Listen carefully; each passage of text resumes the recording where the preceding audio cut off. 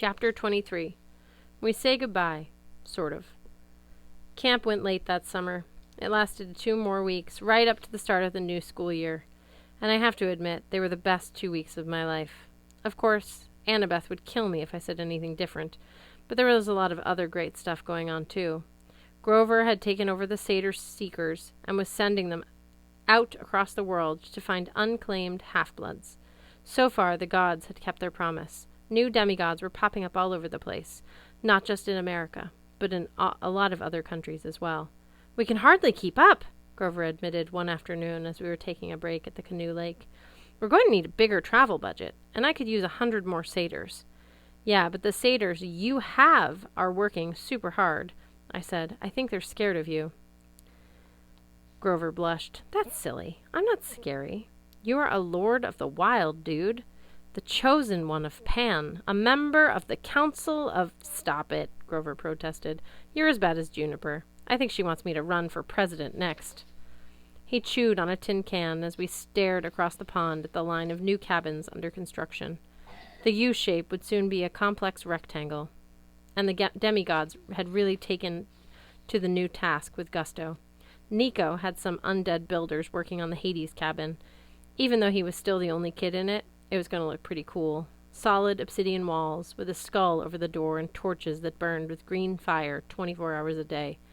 Next to that, there were cabins of Iris, Nemesis, Hecate, and several others I didn't recognize.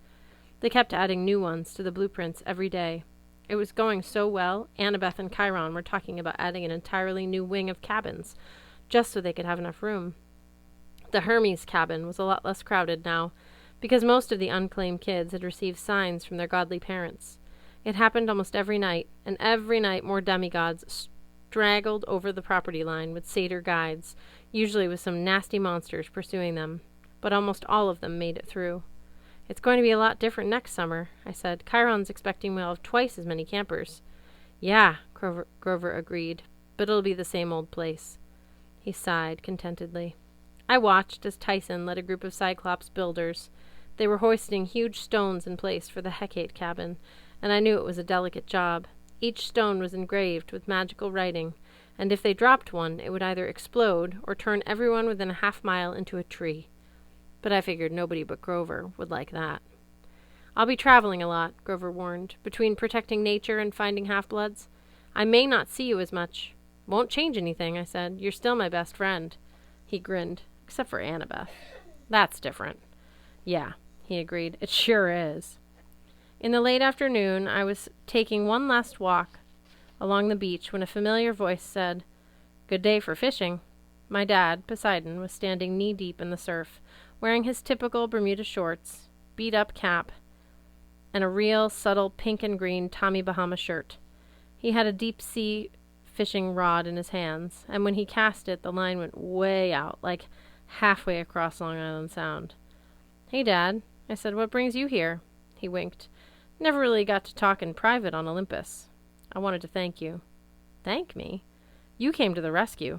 "Yes, and I got my palace destroyed in the process, but you know, palaces can be rebuilt. I've gotten so many thank you cards from the other gods. Even Ares wrote one, though I think Hera forced him to.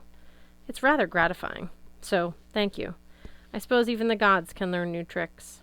The sound began to boil.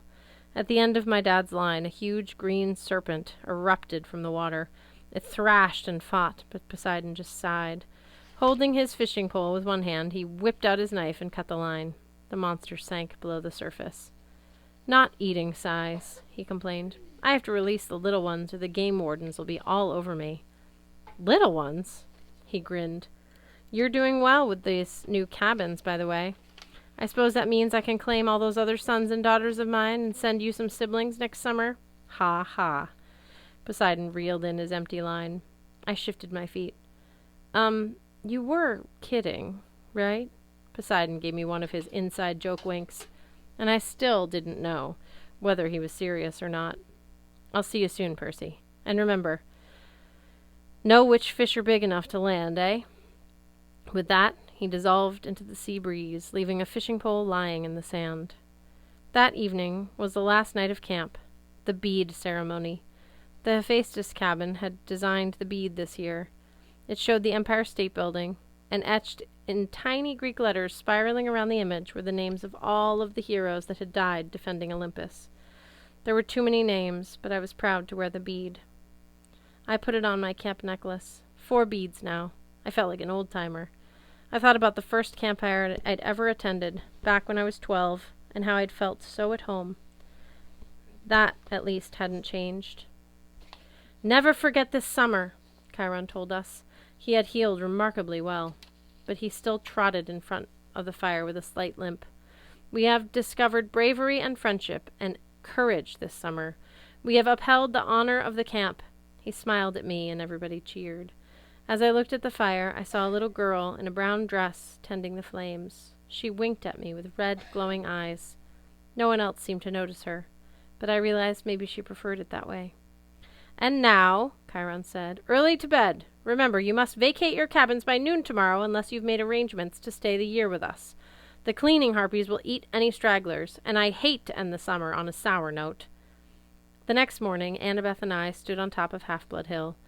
We watched the buses and vans pull away, taking most of the campers back to the real world. A few old-timers would be staying behind, and a few of the newcomers, but I was headed back to Good High School for my sophomore year, the first time in my life I'd ever done 2 years at the same school. "Goodbye," Rachel said to us as she shouldered her bag. She looked pretty nervous, but she was keeping a promise to her father and attending Clarion Academy in New Hampshire. It would be next summer before we had our oracle back. "You'll do great," Annabeth hugged her. Funny, she seemed to get along fine with Rachel these days. Rachel bit her lip. "I hope you're right. I'm a little worried. What if someone asks what's on the next math test and I start spouting prophecy in the middle of geometry class? 'The Pythagorean theorem shall be problem 2. Gods, that would be embarrassing." Annabeth laughed, and to my relief, it made Rachel smile. "Well," she said, "you two be good to each other." Go figure, but she looked at me like I was some kind of troublemaker. Before I could protest, Rachel wished us well and ran down the hill to catch her ride. Annabeth, thank goodness, would be staying in New York. She'd gotten permission from her parents to attend a boarding school in the city so she could be close to Olympus and oversee the rebuilding efforts. "And close to me?" I asked. "Well, someone's got a big sense of his own importance." But she laced her fingers through mine. I remember what she told me in New York about building something permanent, and I thought, just maybe, we're off to a good start. The guard dragon, Peleus, curled contentedly around the pine tree under the golden fleece and began to snore, blowing steam with every breath. "You've been thinking about Rachel's prophecy?" I asked Annabeth. She frowned. "How'd you know?" "Because I know you." She bumped me on the shoulders. "Okay, so I have. 7 half-bloods shall answer the call. I wonder who they'll be. We're going to have so many new faces next summer." "Yep," I agreed. "And all that stuff about the world falling into storm or fire?" She pursed her lips. "And the foes at the doors of death. I don't know, Percy. I don't like it. I thought, well, maybe we'd get some peace for a change." "Wouldn't be Camp Half-Blood if it was peaceful," I said. "I guess you're right. Or maybe the prophecy won't happen for years. Could be a problem for another generation of demigods," I said. "Then we can kick back and enjoy." She nodded, though she still seemed uneasy. I didn't blame her, but it was hard to feel too upset on a nice day, with her next to me, knowing that I wasn't really saying goodbye. We had lots of time. "Race you to the road?" I said. "You are going to lose." She took off down Half-Blood Hill, and I sprinted after her. For once, I didn't look back. The end.